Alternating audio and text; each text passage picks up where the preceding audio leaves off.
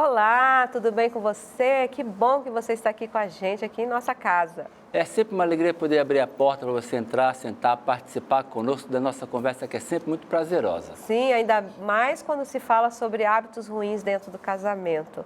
E, aliás, por falar em hábitos ruins, nós temos 30 anos de casados e ainda lidamos com um ou outro hábito que precisa ser melhorado. Sempre tem alguma coisa para melhorar. Começa agora o Lar e Família, feito com muito amor e carinho da nossa família. Para a sua família. Estamos só começando, já voltamos.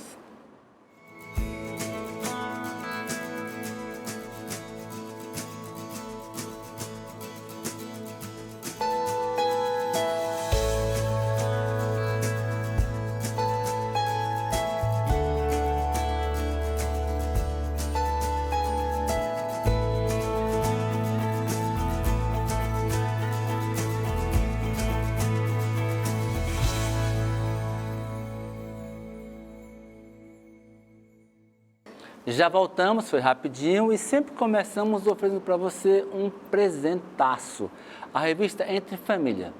Como faz para receber? É fácil, você acessa novotempo.com/larefamilia, faz seu cadastro e gratuitamente receberá aí na sua casa. E aproveite também para nos acompanhar nas redes sociais e descobrir algumas coisas aí dos bastidores, algumas entrevistas que a gente Tem coisas faz. que só tem nas redes sociais. Isso! Então, durante o programa vai aparecer aí os endereços e você pode então acessar e nos acompanhar. Mas vamos conhecer os nossos convidados de hoje, muito especiais, André e Miguele. Eles são muito queridos, muito simpáticos, acho que vocês vão até lembrar deles. Oi, gente. Você não. Tudo bem, gente? Oi. Miguele, como é composta a sua família, Miguele? Quantos anos de casados? Bom, nós temos 8 anos de casados, Exatamente. 13 anos que a gente se conhece, A gente namorou namora. 5. Um bom tempo, dois hein? filhos. Enrolou a Ah, mas foi o tempo da faculdade, ó. Eu trabalhei, eu estudei durante os 4... A gente namorou durante os 4 anos da faculdade, nós dois Um somos ano pra jornalistas. guardar dinheiro. Aí 1 ano guardando dinheiro pra casar e casamos. Ah, ok, já Olha só, começou bem, planejados. começou bem. Você acha que conhecem com 5 anos de namoro, né, gente? Mas quando casa, descobre cada coisa. Vamos Aí vem descobrir, quem sabe, algumas coisas Aí vem a agora, realidade, né? Vocês conhecem o André Leite, né? Eu chamo sempre de Leite, porque quando eu estava como diretor do campus universitário do UNASP, Hortolândia, você era aluno do ensino médio, quer dizer que eu estou ficando velho, né?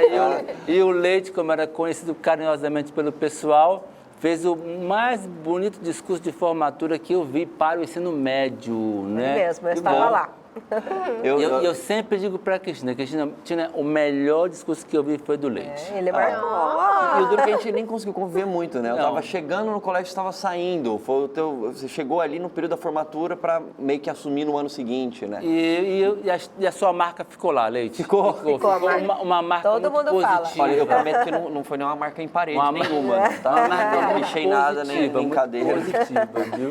Mas eu ouvi falar que eles Tininha. não têm filhos. Não Mas tem alguma coisa que ocupa um espaço bom na casa, Sempre né? tem.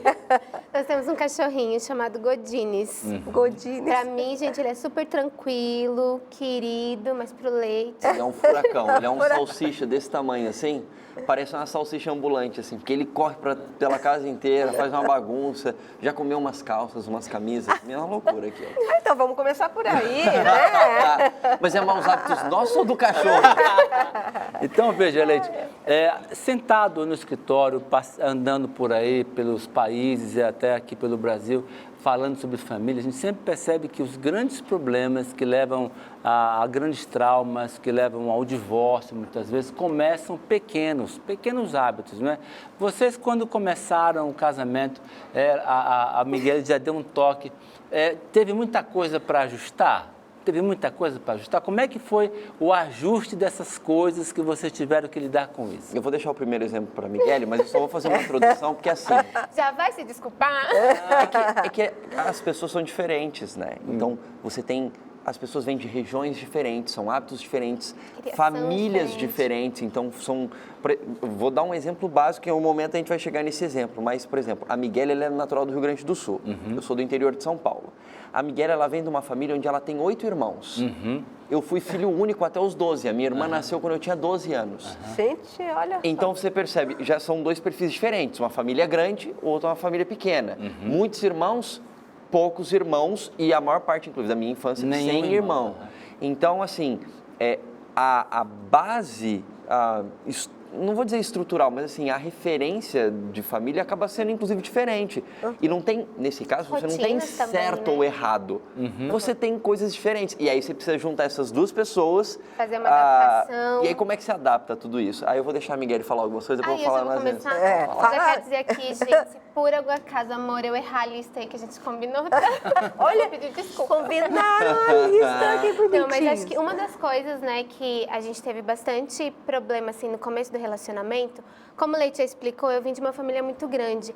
Então, eu sou um tipo de pessoa que odeia ficar sozinha. Na verdade, eu não lembro, assim, na minha existência, de ficar sozinha. Então, a parte da alimentação era sempre com muita gente brincando. Para dormir, eu tinha o quarto das meninas, o quarto dos meninos, então eu sempre Você nunca dormiu sozinha a sua vida dormi inteira? sozinha. Então, assim, depois fui pro internato, então eu tinha colega de quarto, depois vim para Novo Tempo, morava com pessoas. Então, eu sempre tive muita gente e nunca gostei de ficar sozinha. Aí a gente casa com a pessoa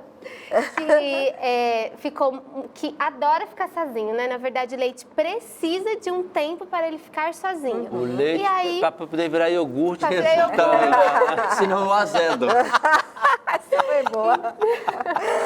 Então, a gente teve tivemos que fazer uma adaptação aí bem grande. Por quê? Eu chegava em casa, eu queria fazer coisas com ele. Não, vou fazer isso. E ele vinha de um dia de trabalho, cansado, precisava de um momento a sós para ele fazer algumas coisas. E não só quando chegava em casa, mas às vezes no final de semana, alguma coisa, ele precisava de um momento dele, lá no escritório ou na sala, em algum lugar, sozinho. E eu, gente, ficava assim... Gente, a pessoa quer ficar sozinha, como assim?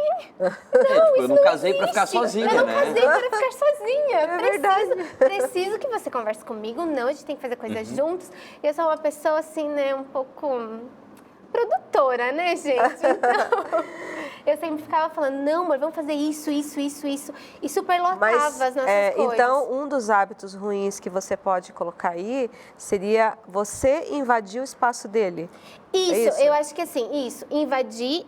Uma coisa era eu, Miguel, invadindo o espaço dele, que ele precisava de um tempo para ele. E o Leite também entender que o tipo da minha criação e tal, talvez ele não pudesse ficar tanto tempo sozinho. Então a gente teve que fazer uma adaptação ali, né? E é Resolveram? Resolvemos. E é interessante porque, assim, não tem, como eu falei no começo, não é uma questão de estar certo ou errado. Porque nesse caso, não estava errado a Miguel querer ficar comigo.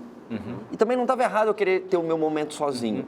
Por precisar disso. Eu cresci, a maior parte do tempo eu estava sozinho. Como eu falei, eu fui ter irmã com 12 anos de idade. Então, a maior parte da minha infância e adolescência, eu tinha muitos momentos sozinhos para, sei lá, ler e tal. Então, eu preciso desse momento. Então, não tem alguém que está fazendo algo de errado para o outro, mas acaba sendo um hábito ruim A invasão. a falta de compreensão com o outro. Então, quando ela, às vezes, fala assim, cara, eu estou me sentindo muito sozinha, eu queria poder estar mais com você, não é que eu estava ausente necessariamente. Na minha cabeça, estava tudo legal, porque eu cresci assim. Você estava ali, mas estava no seu espaço lá. Mas, ao mesmo tempo, quando ela também queria ficar comigo, não é que ela estava com um hábito ruim, é que ela queria estar com alguém, porque é natural para ela querer ficar com alguém o tempo todo. Então, o hábito ruim, na verdade, seria assim, a falta de percepção disso. Exato. Isso. Né? Então, Que Perceber a necessidade do outro. Exato. Isso. E até você chegar nesse ponto, leva um tempo, né? Porque você não é tem de um dia para o outro, né? Isso é uma questão de análise. Você tem que sentar e falar assim, peraí, gente, o que está causando isso daqui? O que eu estou fazendo, né? Casamento precisa disso, você precisa de tempo para refletir, você precisa conversar, você precisa analisar, cara, o que está acontecendo e tal. E aí, nessa que a gente foi adaptando. Então, eu cedi um pouco e ela cedeu um pouco. Então, ela entendeu que eu ia precisar de alguns momentos sozinhos, não ia dar para ela ficar comigo o tempo todo, 24 horas por dia, E eu também entendi que era muito importante, e aí isso eu tive que criar, inclusive, um espaço na minha agenda para isso. Não que fosse, Gente, tipo... eu tenho espaço na agenda dele, olha que mas lindo. mas não que seja uma atividade no sentido assim, olha, é como se fosse uma obrigação. Não, mas é porque aquilo que é importante, a gente dá prioridade. Sim. Então, se é importante para mim a felicidade dela, eu preciso colocar na minha atividade diária, porque às vezes a gente coloca um monte de coisa de agenda do trabalho, mas as atividades que a gente dedica no nosso tempo livre em casa, a gente não coloca na agenda. Então, na minha rotina diária, quando eu estou em casa, tem um momento lá, ficar com a Miguele. Não sei o que eu vou fazer, mas eu preciso estar com ela. Oh, te amo. Vocês já passaram os 7 anos, que são, dizem que, né, os 7 anos são os anos mais difíceis, tem a crise dos 7 anos.